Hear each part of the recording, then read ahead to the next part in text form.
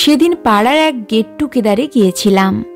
সেখানে সবাই টুকটাক আলাপচারিতায় মত্ত। হঠাৎ ঘোষ কাকিমা মিত্তির কাকিমাকে বলে উঠলেন, এই রে বতিদি, তোমার শাড়িটা কি সুন্দর গো, দামি না?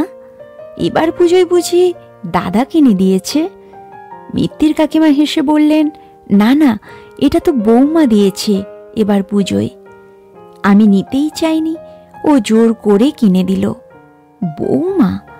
বৌমা এত দামি শাড়ি দিয়েছে? ঘোষ কাকিমার চোখ কপালে।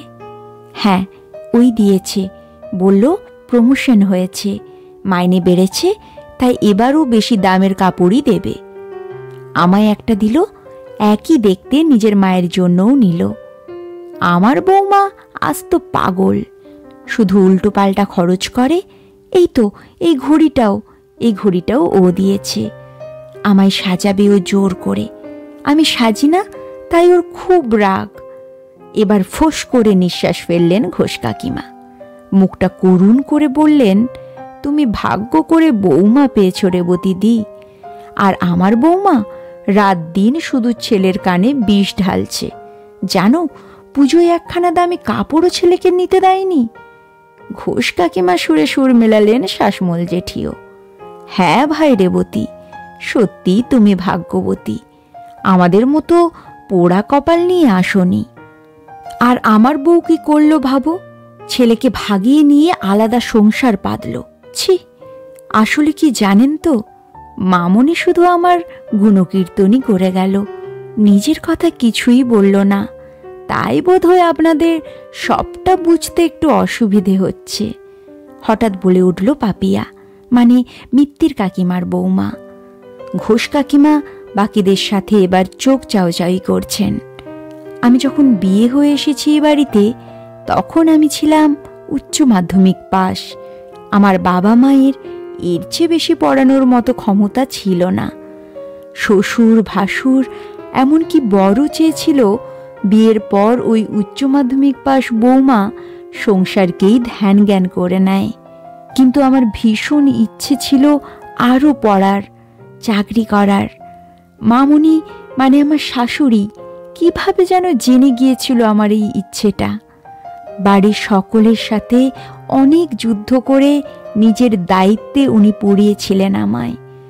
আমার হায়ার স্টাডি হোক কিংবা আমার চাকরি, আমার কোনো স্বপ্নটাই সত্যি হতো না যদি মামুনি আমায় সাপোর্ট না করত।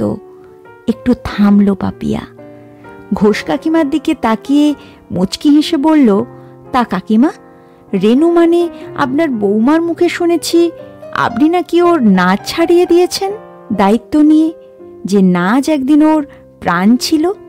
একটু ঢোক গিললেন ঘোষ কাকিমা, আমতা আমতা করে বললেন, বাড়ির বউ নিচে বেড়াবে এটা কি ভালো দেখায়? আমাদের বাড়িতে তো একটা মর্যাদা আছে, তাই। কিন্তু বিথি মানে আপনার মেয়ে তো নিয়মিত গানের রেওয়াজ করে। হাসতে হাসতেই বলল এবার পাপিয়া, হ্যাঁ, আমার মেয়ের গান তো প্রাণ, নির্বিকার ভাবেই উত্তর দিলেন ঘোষ কাকিমা। জানেন জেঠিমা, সেদিন বাসে কাকলি মানে আপনার বৌমার সাথে দেখা হয়েছিল।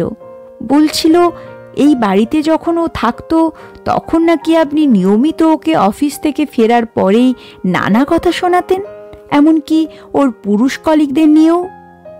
শাসমল জেঠির দিকে তাকিয়ে কথাগুলো বলতে বলতেই মাঝপথে থেমে গেল পাপিয়া। হ্যাঁ, ও খুব রাত করে ফিরত, রোজই প্রায় 9টা বাজত। বলতো নাকি অফিসে জরুরি কাজ থাকে। এমনকি ছেলেটাও বৌমার ধামা ধরত। বিরক্ত লাগে কিনা বলো? শাসমল জেঠি ঘোষ কাকিমার দিকে তাকালেন। আমি মিটি মিটি হাসছিলাম ওদের কথা শুনে। আর তখনই ভেবে নিয়েছিলাম এই লেখাটা লিখতেই হবে। আসলে আমাদের চারপাশে মিত্তির কাকিমার মতো মানুষ তো খুবই কম থাকেন। বেশিরভাগই তো শাসমল জেঠি আর ঘোষ কাকিমার মতো মানসিকতার মানুষ, যারা নিজের ছেলের সাথে বিয়ে হয়ে আসা মেয়েটিকে সাপোর্ট তো দূরের কথা, উপযুক্ত সম্মানটুকুও দিয়ে উঠতে পারেন না। অথচ তারা আশা করেন পুত্রবধূ তাদের ভালোবাসবে, সম্মান করবে। এরা মিত্তির কাকিমার মতো মানুষের বৌমার ভাগ্যকে ঈর্ষা করেন, কিন্তু ওনাদের মতো করে পুত্রবধূদের পাশে দাঁড়ানোর কথা ভুল করেও ভাবতে পারেন না। আরে ऐसा कैसा चलेगा কাকিমা? আপনি ছেলের সাথে বিয়ে হয়ে আসা প্রাণীটিকে মানুষই ভাবতে পারবেন না, অথচ সেই আপনাকে সম্মান বা ভালোবাসা দেবে, তা তো হয় না। সম্মান হোক কিংবা ভালোবাসা, সব কিছুই হয় দ্বিপাক্ষিক, একতরফা কোনো কিছুই হয় না। ভালোবাসা দিলে তবেই তা ফেরত পাওয়া যায়। কাজেই বাড়িতে বিয়ে হয়ে আসা মেয়েটিকে আপনি যদি আপন করে নিতে পারেন, তবেই তো আপনিও ভালোবাসা প্রত্যাশা করতে পারবেন, তাই না? তাই এই চিন্তাধারা একটু বদলান। দেখুন, বৌমাকে মেয়ে না হয় নাই ভাবলেন, কিন্তু একটু বন্ধু ভেবে দেখুন না।